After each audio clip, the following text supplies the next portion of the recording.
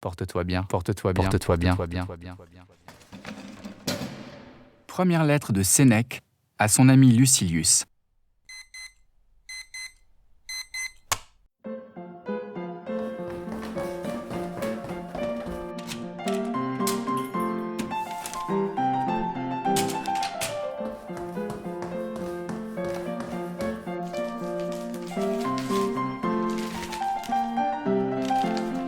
Mon cher Lucilius, suis ton plan.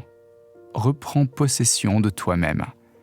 Le temps qui jusqu'ici t'était ravi, ou dérobé, ou que tu laissais perdre, recueille et ménage-le. Persuade-toi que les choses aient lieu comme je te l'écris.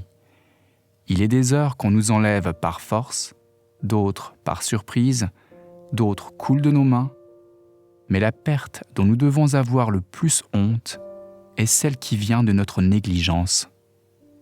Et si tu y prends garde, la plus grande part de la vie se passe à mal faire, une grande à ne rien faire, le tout à faire autre chose que ce qu'on devrait. Montre-moi un homme qui mette autant le moindre prix, qui sache ce que vaut un jour, qui comprenne que chaque jour, il meurt en détail. Car c'est notre erreur de ne voir la mort que devant nous. En grande partie déjà, on l'a laissée derrière. Tout l'espace franchi est à elle. Persiste donc, mon cher Lucilius, à faire ce que tu me dis, sois complètement maître de toutes tes heures. Tu dépendras moins de demain si tu t'assures bien d'aujourd'hui. Pendant qu'on l'ajourne, la vie passe. Rien, Lucilius, ne nous appartient. Le temps seul est notre bien. C'est la seule chose, fugitive et glissante, dont la nature nous livre la propriété et nous en dépossède qui veut. Mais telle est la folie humaine, le don le plus mince et le plus futile, dont la perte au moins se répare, on veut bien se croire obligé pour l'avoir obtenu, et nul ne se juge redevable du temps qu'on lui donne, de ce seul trésor que la meilleure volonté ne peut rendre. Tu demanderas peut-être comment je fais, moi qui t'adresse ces beaux préceptes. Je l'avouerai franchement, je fais comme un homme de grand luxe, mais qui a de l'ordre.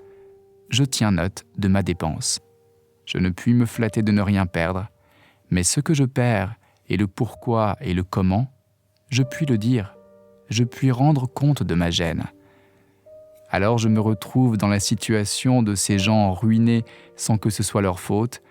Chacun les excuse, personne ne les aide. Mais quoi ?